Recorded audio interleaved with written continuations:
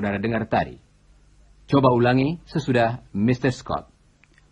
Life in the country is easier than life in the city. It certainly is.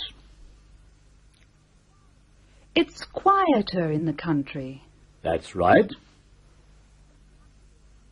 Country people are very friendly.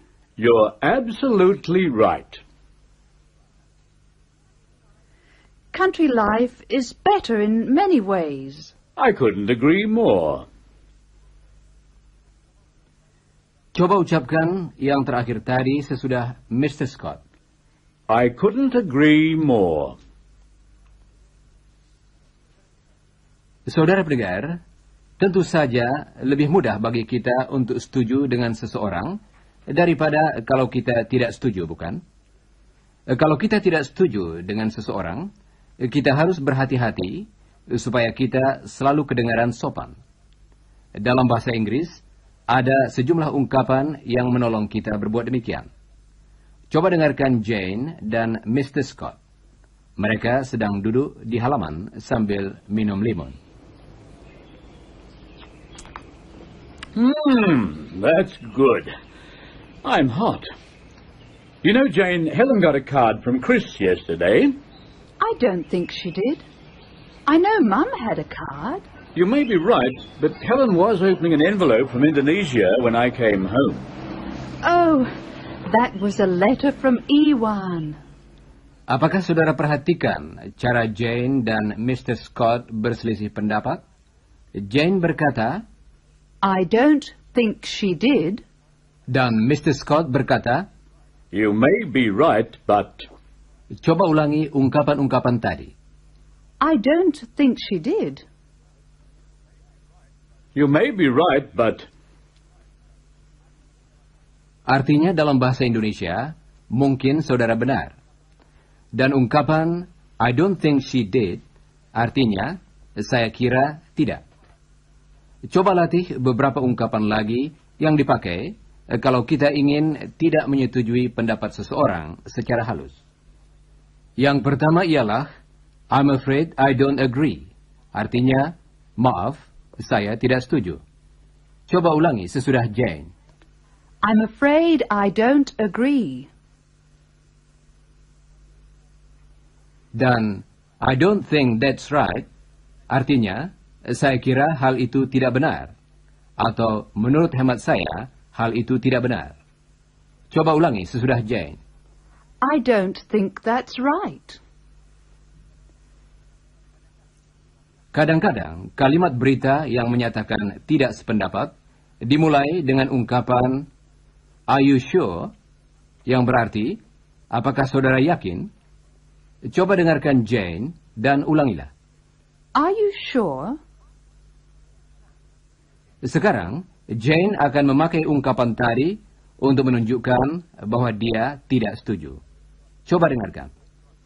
Helen got a letter from Chris this morning. Are you sure? Dan coba dengarkan cara lain yang sering pula dipakai untuk tidak sependapat dengan seseorang secara halus. Helen got a letter from Chris this morning. Did she? I thought Mum got one. I thought artinya dalam bahasa Indonesia, saya kira. Sekarang kita akan berlatih memakai cara-cara yang baru saudara dengar tadi untuk menyatakan tidak setuju. Jane dan ibunya sedang di dapur. Mrs. Scott sedang menyiapkan makan malam sambil bercakap-cakap dengan Jane. Coba dengarkan, kemudian ulangilah apa yang dikatakan Mrs. Scott. I was talking to Dad a few minutes ago in the garden. He thinks country life is better than city life. I'm afraid I don't agree. He thinks the country is quieter than the city. I don't think it is. Dad says country people are very friendly. I think city people are more friendly. The life is easier than in the city. I don't think that's right.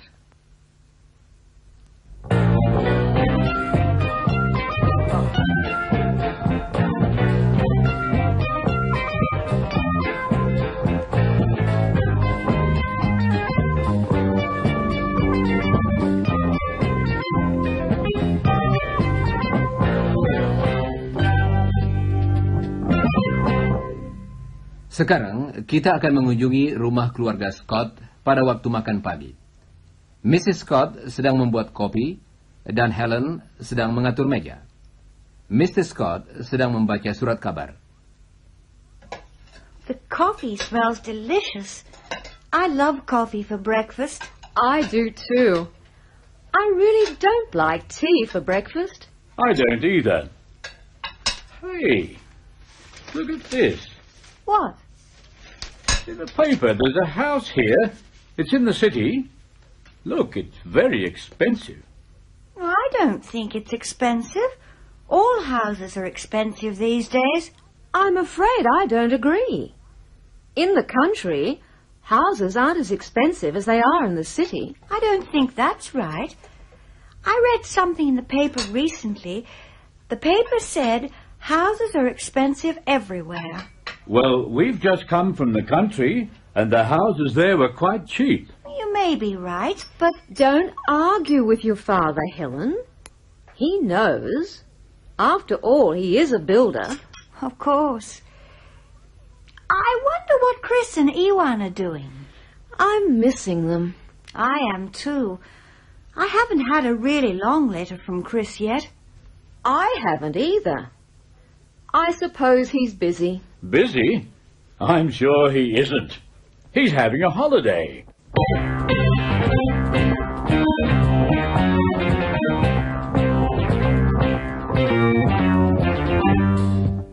Ya, saudara-saudara, Chris dan Iwan masih bersama saudara di Indonesia. Saya yakin mereka sangat senang di sana. Nah, saudara pendengar, jangan lupa membaca bagian kedua dalam buku saudara. Dan jangan lupa juga mempelajari bagian pertama dari pelajaran 54 sebelum siaran berikut. Dan sekarang, goodbye listeners.